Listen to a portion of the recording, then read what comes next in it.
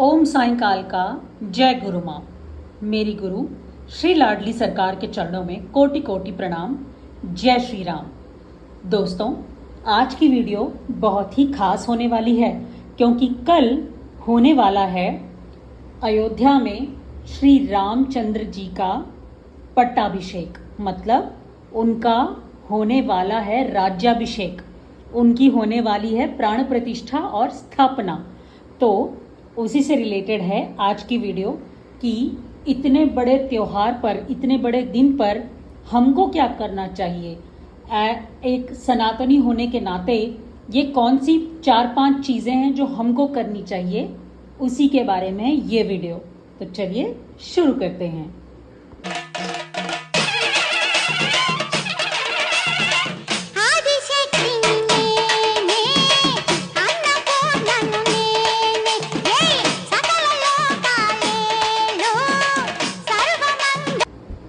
तो दोस्तों, कल यानी 22 जनवरी को होने वाला है अयोध्या में मर्यादा पुरुषोत्तम श्री राम जी का राज्याभिषेक। उनकी होने वाली है स्थापना और प्राण प्रतिष्ठा। 500 साल से हमारे कई सनातनियों ने अपने प्राणों का बलिदान दिया और ये विजय हासिल की है। तो इतना बड़ा दिन है। हम 140 करोड़ भारतीयों के दिल की धड़कन है 22 जनवरी। सालों साल तक, युगों युगों तक याद रहने वाला दिन है 22 जनवरी। हम जो इस दिन को हम अपनी आंखों से देखेंगे, हम बहुत ही भाग्यशाली हैं जो ये 22 जनवरी का दिन हमारे जीवन में आया है, क्योंकि आने वाले कई वर्षों तक, आने वाले कई जन्मों तक, कई सालों तक लोग इस दिन को याद रखेंगे। तो इतने बड़े त्योहार पे हम, क्योंकि हम भी सनातनी हैं, हमें भी कुछ एक 5 से 6 काम करने हैं। तो आज हम आपको बताते हैं वो क्या करने हैं। सबसे पहले सुबह उठने के बाद आप स्नान कर लीजिए और श्री राम और सीता जी की पूजा कीजिए। ठीक है। तो अगर आपके घर में तस्वीर नहीं है, फोटो नहीं है श्री राम जी की, तो आप कल जाके नई एक तस्वीर खरीद के लेके आएं, ताकि जब भी आप उस तस्वीर की तरफ देखें आपको याद रहे कि हाँ, हमने ये तस्वीर 22 जनवरी को लेके आए थे जब श्री राम जी का राज्याभिषेक हुआ था अयोध्या में। तो वो यादगार आपके दिल में सालों तक रहेगी जब तक वो फोटो आपके घर में रहेगी। तो अगर आपके पास कोई राम और सीता जी की फोटो नहीं है तो खरीद के लेके आइए, उनकी पूजा करिए, घी की जोत जलाइए, उनको कोई प्रसाद नैवेद्य दीजिए और राम रक्षा स्तोत्र का पाठ करिए। अगर आप ये पढ़ना नहीं जानते तो YouTube में आपको इजीली अवेलेबल हो जाएगा, मिल जाएगा, तो आप वहां जाके सुन सकते हैं।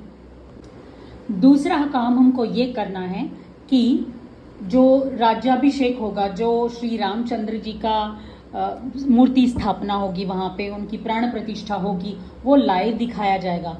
तो सारे परिवार के सब लोग मिल बैठ के टीवी के सामने वो लाइव देखिए। ठीक है। प्रभु श्री रामचंद्र का राज्याभिषेक होने वाला है। जैसे मैंने बताया, हम कितने भाग्यशाली हैं कि हम ये देख पा रहे हैं अपने आंखों से। कई राज्यों में, कई स्टेट्स में छुट्टी दे दी गई है और कहीं कहीं हाफ डे भी दिया गया है। तो ये बहुत अच्छी बात है।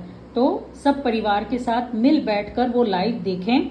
और क्योंकि वहां पे उस समय अयोध्या में सारे देवी देवता वहां उपस्थित होंगे, क्योंकि वहां पे भगवान राम जी का प्राण प्रतिष्ठा होने वाली है। सूक्ष्म रूप में सारे देवी देवता वहां पे रहेंगे।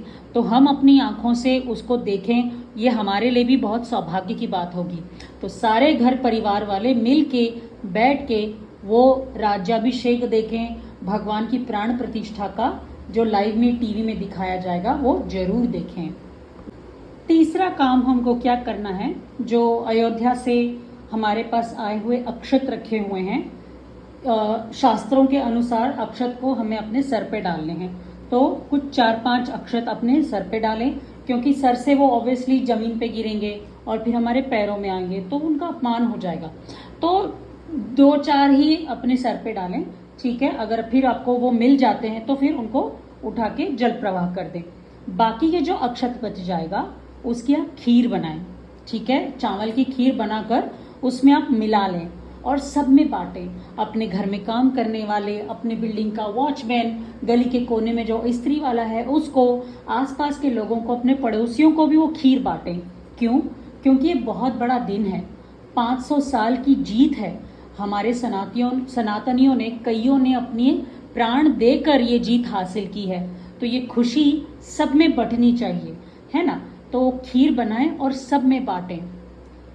नेक्स्ट, चौथा काम हमको क्या करना है। उस दिन सारा दिन तो आप टीवी नहीं देखेंगे, मतलब लाइव तो सारा दिन नहीं चलेगा। उनकी वहाँ पे अयोध्या में श्री राम जी का जब राज्याभिषेक हो जाएगा, उनकी प्राण प्रतिष्ठा हो जाएगी, तो लाइव तो खत्म हो जाएगी, राइट। लेकिन न्यूज में वही बार बार रिपीट करके वही दिखाते रहते हैं, तो बार बार देखने का कोई मतलब नहीं बनता। तो आपको क्या करना है, अपना सारा बचा हुआ टाइम राम नाम जपना है, ठीक है। श्री राम सीता का नाम जपें, अगर हो सके तो रामायण का पाठ करें, ठीक है। कुछ नहीं तो हरे राम राम राम हरे हरे, हरे कृष्ण कृष्ण कृष्ण हरे हरे, ये जाप करें। टीवी मत देखें, क्योंकि हम बताते हैं क्यों कह रहे हैं। टीवी नहीं देखें, अमेजॉन और नेटफ्लिक्स तो बिल्कुल नहीं देखें, क्योंकि आजकल का जनरेशन अमेजॉन और नेटफ्लिक्स का है। वहां पे आप कोई भी सीरीज उठा लो, कुछ भी उठा लो, वहां पे एडल्ट कंटेंट होता ही है। वहां पे कुछ ना कुछ अश्लील थोड़ा बहुत दिखाता ही है, मार काट दिखाते हैं, खून खराबा दिखाते हैं। और सबसे बढ़िया एग्जाम्पल है टीवी का हमारे बड़े भैया का घर। आप जानते हैं बड़े भैया का घर क्या है। वहां पे इतनी नेगेटिविटी है, मैं क्या बताऊं। वहां पे षड्यंत्र चलता रहता है, कुतंत्र चलता रहता है, एक दूसरे की चुगली करते रहते हैं, एक दूसरे को गाली देते हैं, लड़ाई करते हैं, झगड़ा करते हैं।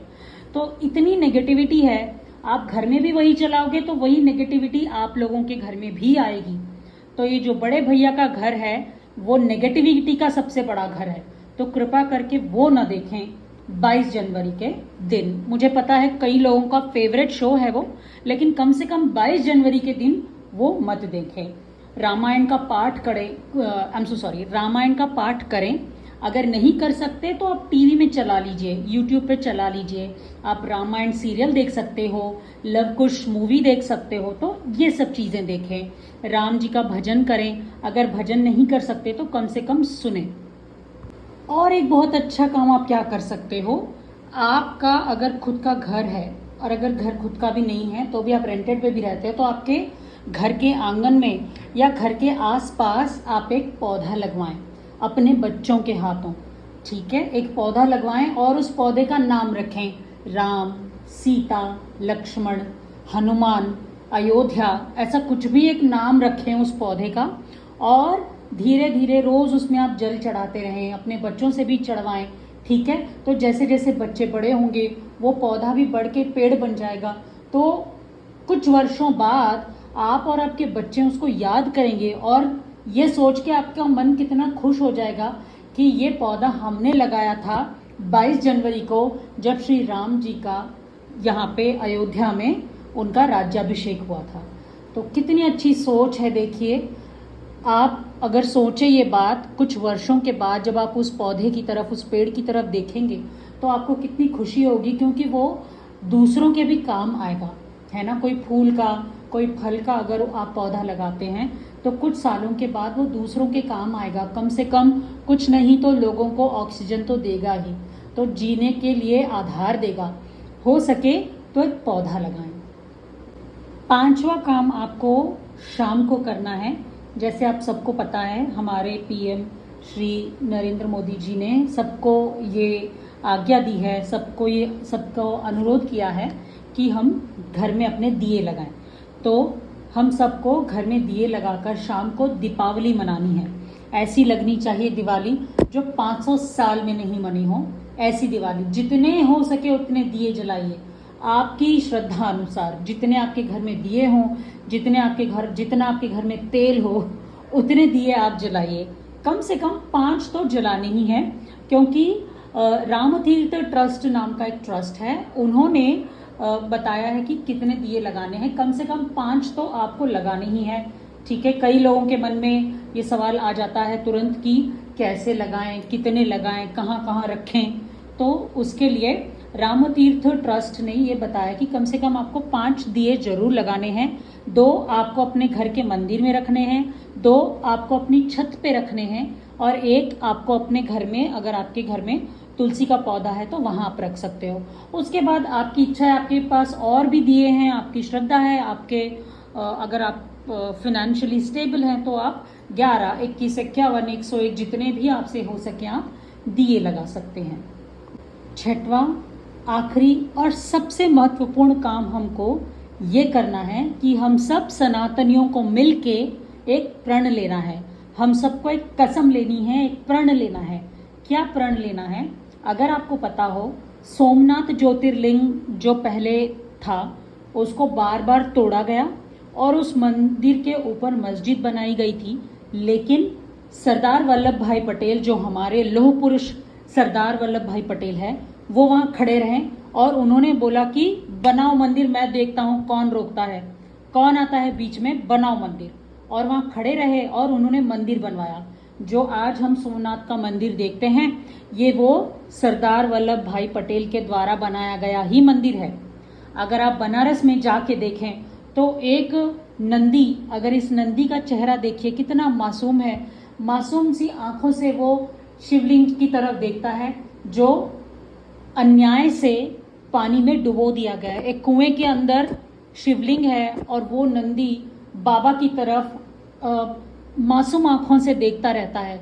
इतना अन्याय हुआ है, सही है ना? तो ये हमारे अयोध्या के साथ कभी नहीं होगा, ये हमको प्रण लेना है। पहले ही 500 साल की हमने लड़ाई लड़ी है, 30 साल का हमने कोर्ट कचहरी में युद्ध किया है और तब जाके हमको ये हमारा अधिकार मिला है। तो हम सब सनातनियों को ये प्रण लेना है, जो सोमनाथ में हुआ, जो बनारस में हुआ, अयोध्या में कभी नहीं होगा। ये हमको प्रण लेना है और यही है सबसे इम्पोर्टेंट।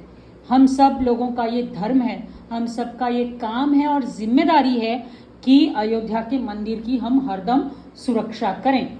ये हर एक सनातनी का धर्म है और उसकी रिस्पॉन्सिबिलिटी है, उसका राइट है। तो अपनी रिस्पॉन्सिबिलिटी को समझना है और हमें इस बात का प्रण लेना है कि आगे से किसी भी मंदिर के साथ ऐसा अन्याय नहीं होने देंगे। ये प्रण लेना है। जय श्री राम। ओम साईं काल का।